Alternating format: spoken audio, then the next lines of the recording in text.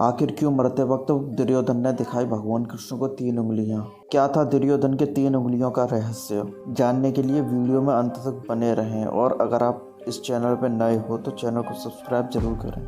आखिर जब पांडवों ने एक एक करके कौरवों के सारे योद्धाओं को मार दिया था तो अंत में भीम में और दुर्योधन में बहुत भयंकर गदा युद्ध हुआ था। तो अंत में भीम ने नियम तोड़कर दुर्योधन की जंघा पर गदा से वार कर दिया, जिसकी वजह से दुर्योधन की जंघा टूट गई। तो फिर पांडव खून से लथपथ दुर्योधन को वहीं पर छोड़कर अपने अपने शिविर में चले गए। भीम के द्वारा घायल होकर दुर्योधन वहीं पर तड़प रहा था। उसकी मृत्यु होने ही वाली थी। उससे पहले ही भगवान श्री कृष्ण दुर्योधन के पास मिलने पहुंचे। तो दुर्योधन भगवान कृष्ण को 3 उंगली दिखाकर कुछ कहना चाह रहा था, तो अधमरे होने के कारण वो कुछ कह नहीं पाया। तो भगवान श्री कृष्ण ने खुद ही दुर्योधन से पूछा कि इस अंतिम घड़ी में तुम क्या कहना चाहते हो। तो दुर्योधन ने बताया कि मेरी 3 गलतियों की वजह से मैं ये कुरुक्षेत्र का युद्ध हार गया। तो दुर्योधन ने बताया कि मेरी स्वयं की सबसे पहली गलती ये थी कि स्वयं नारायण को छोड़कर उनकी नारायणी सेना को चुनना। कुरुक्षेत्र के युद्ध शुरू होने से पहले भगवान श्री कृष्ण ने दुर्योधन को 2 विकल्प दिया था चुनने के लिए, या तो वो मुझे चुन लें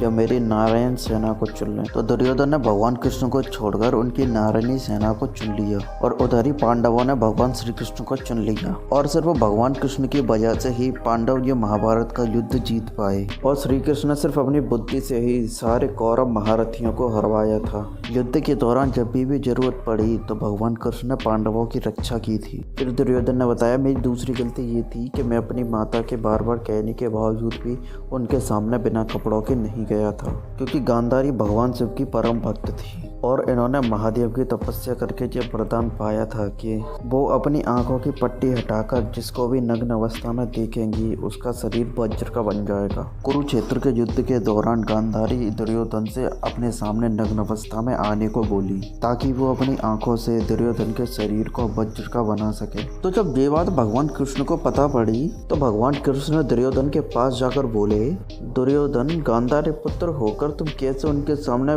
संपूर्ण नग्न अवस्था में जा सकते हो। उसके बाद में दुर्योधन केले के पत्ते लपेटकर अपनी माँ के सामने गया।